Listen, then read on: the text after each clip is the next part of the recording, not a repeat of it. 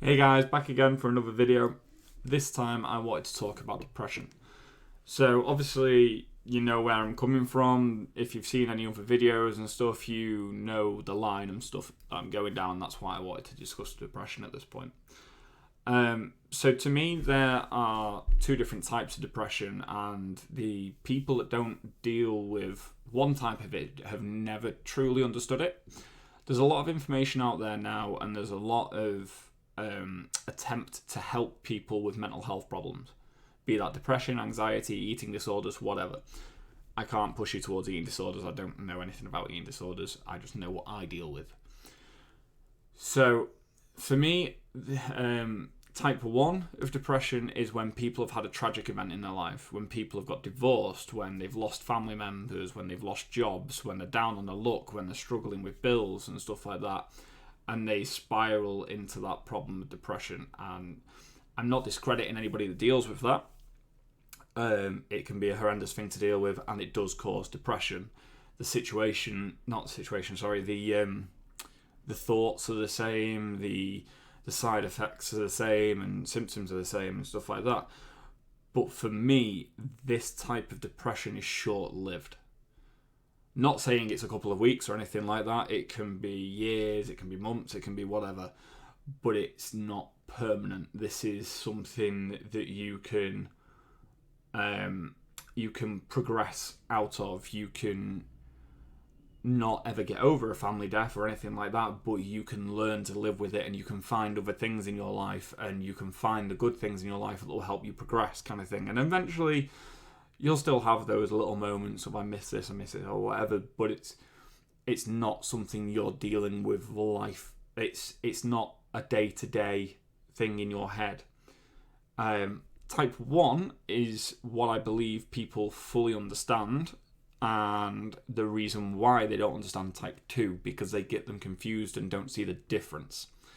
So type 2 is the permanent, lifelong situation of depression, where you have we don't truly understand the cause, but there can be chemical misbalances, there can be issues with vitamins being absorbed, there can be lots of things that we kind of know of at the moment, but we don't fully know the cause and stuff like that. This is the type that I don't think people understand.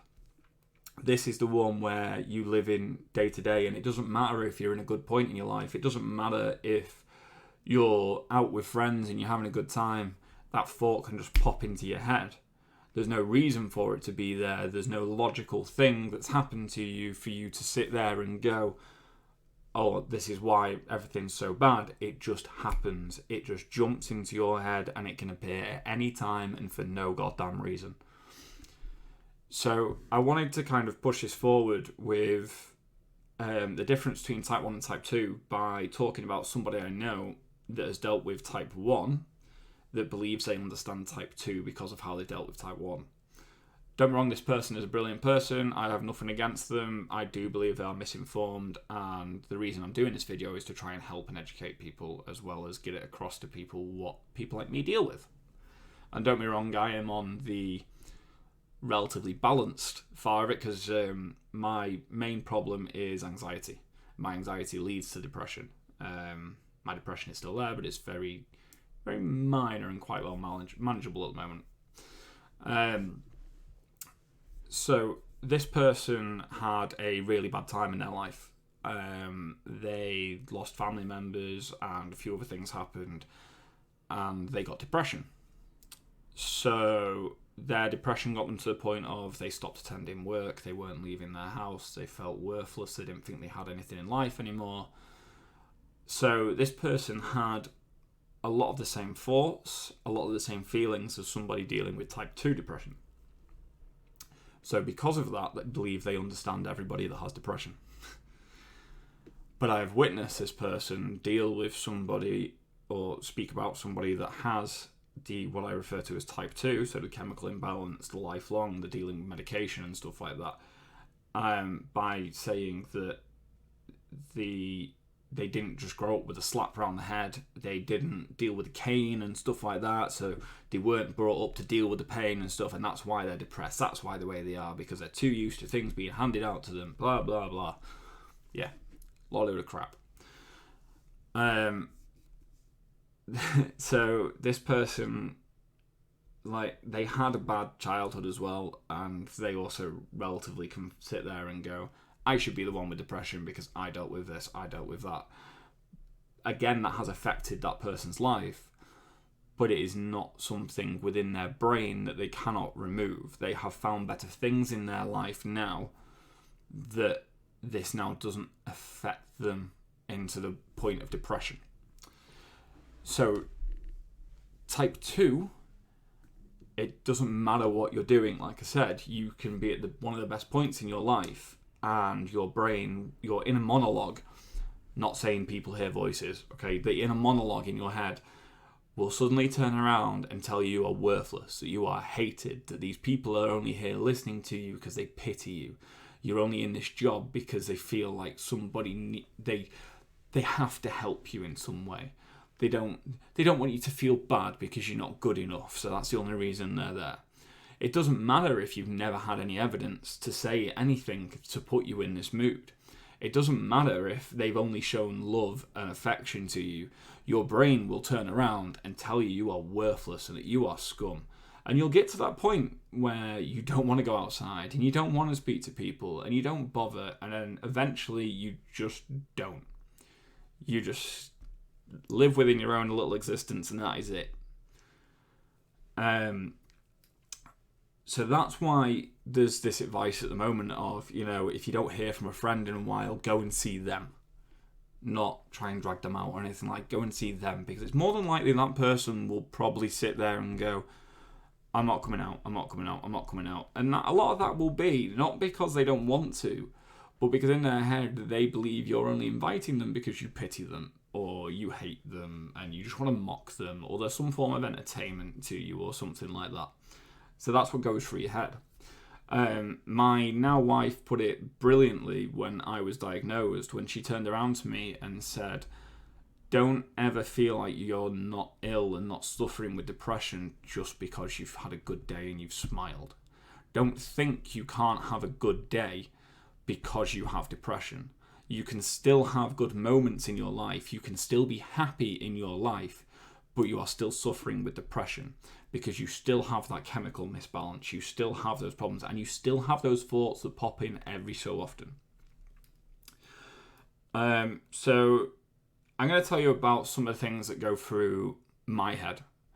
So if you've watched previous videos and stuff, you will know that I'm in a relatively good place in my life. I have my kids. I've just been promoted. I am doing these videos, which is something I really enjoy doing, in an aid to help people and educate people. And I'm really glad I'm doing this stuff. And, there's a lot of good things in my life at the moment. But that doesn't mean that I can just be walking around, I can be talking to friends, I can be playing games or whatever. And my inner monologue will tell me to kill myself. My inner monologue will describe images of me hanging. It will describe thoughts of how I can kill myself. It will continue with it. It doesn't matter about how good my life is. It doesn't matter that my kids are there and stuff like that. It's a constant little thought of torture in your head. It's a constant little niggling thing that will pop up at any point in your life, and you can be stood in front of, waiting for a train, and it'll tell you to jump. It'll tell you to throw yourself in front of the train. And this is why when people turn around and say that somebody has never opened up about having any mental health problems, about having depression, but they've suddenly just killed themselves, it's because they might have been dealing with that inner monologue for so long. That point when they're waiting for that train and it tells them to jump, they just give in and they jump. That is depression.